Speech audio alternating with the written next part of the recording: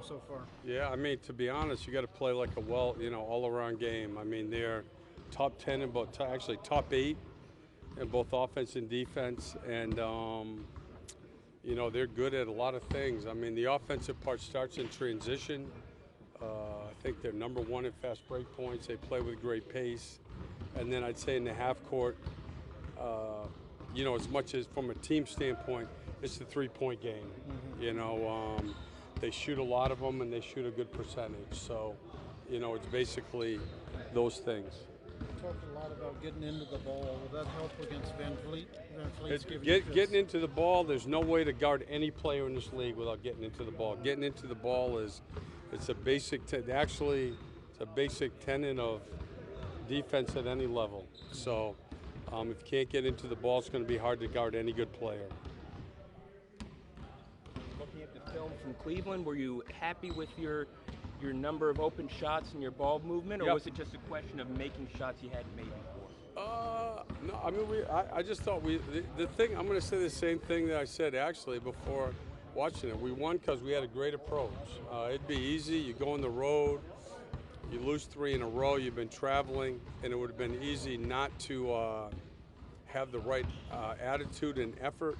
And I think it all started with that. We had a readiness to start the game, and that was the first part. And then the second part was, we made threes, which is obviously it's been our biggest area of weakness so far this year. And, you got to make them.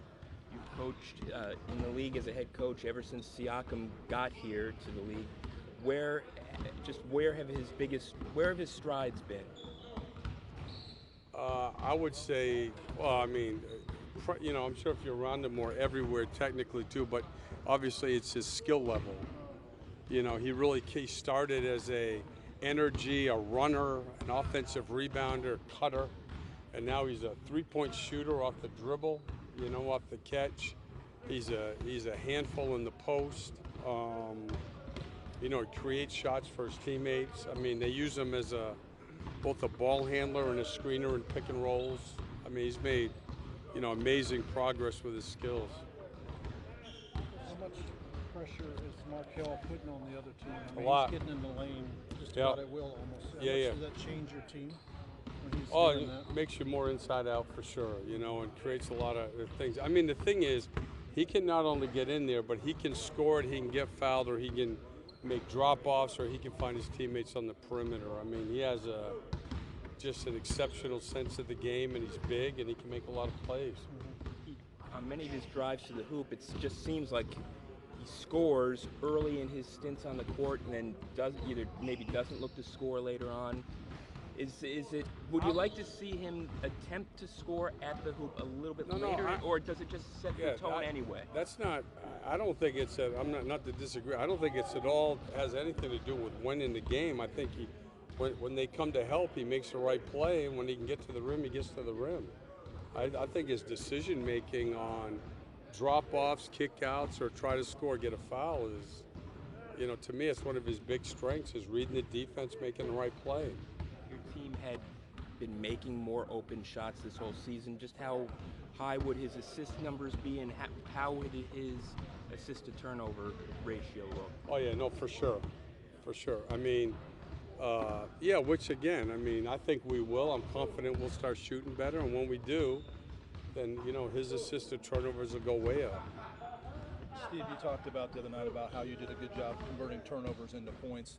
How do you maximize? I don't know. That's one of the things. I mean, we're like top. I believe I know this for sure. We're top 9 in both deflections and steals, and yet we're only like 20th in points off turnovers. So I don't know. That's one of the things that I watched a little bit last night and tomorrow. It's actually, to be honest, it's the same thing with the offensive rebounding.